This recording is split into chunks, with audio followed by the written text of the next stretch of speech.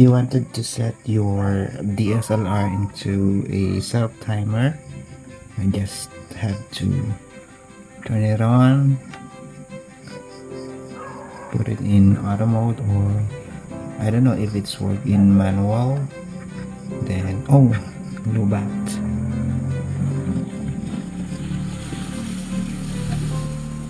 The dial here, left to your left, and then you choose single shot or continue shooting. We have here self timer 10 seconds or 2 seconds. So let us try this. Set. And okay, let us see if it's will work.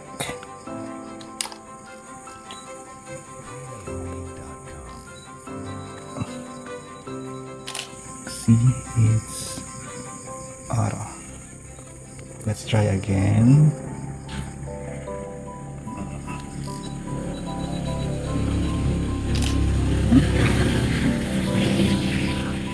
That's it. That's how it is easy. Hope you find this video